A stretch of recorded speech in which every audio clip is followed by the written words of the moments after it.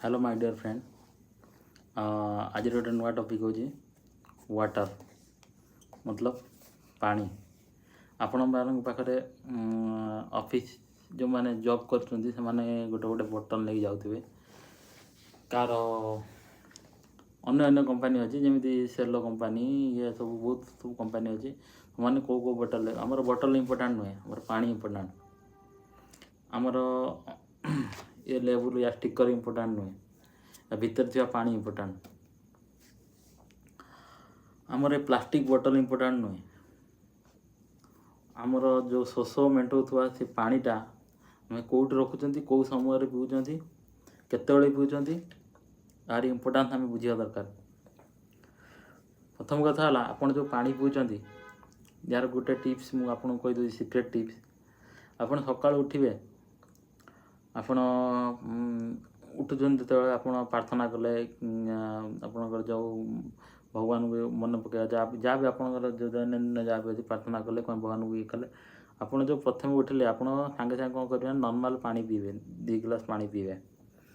Second आप brush कले brush करापर मुँह धोबे मुँह धोई सारापर पुणी आउ गोटे एनादर ग्लास आउ गोटे ग्लास पीबे। तापर आपणकर जो ब्रेकफास्ट थी ब्रेकफास्ट खाइबे आप फल जदि खाऊँ फल खाइले कि आपड़ी चूड़ा कि बिस्किट फिस्किट जहाँ खाऊँ खाइले से आप पानी सफिसीयंट न पीकि हल्का भी नहीं पारे।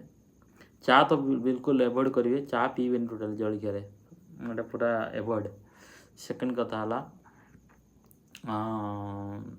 तापर आप जी आप जहाँ दैनंदिन काम अच्छे ऑफिस वर्क हो कि घर जदि घर अच्छा घर काम कले तापर जो 12टा 1टा समय आप लंच करेंगे लंच करार कि समय पूर्व आप पानी अल्प नहीं पारे आधा ग्लास नहीं पारे जदि भी न नौकरी आप खावा समय खाइबे माने भात डाली जहाँ भी आप खाऊँ खाइबे खाइला समय गोटे ग्लास पानी रखि पाखे जो कि भात तंटे लगिला कि किसी है आप हल्का पानी पी पारे किंतु 2 ग्लास 3 ग्लास पूरा एवॉइड एत पानी भी पीवा ठीक नुहे खाइबार आधा घंटा पर गोटे ग्लास पानी पीबे।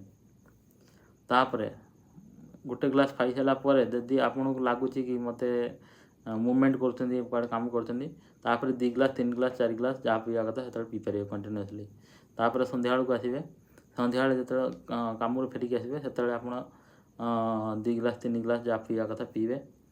राति ठीक शोला पूर्व सेम आप 2 ग्लास पानी पीकी शोबे। ये थी पानी पीबार टिप्स। आपको वीडियो केमी लगला सब्सक्राइब करेंगे लाइक करेंगे। Thank you.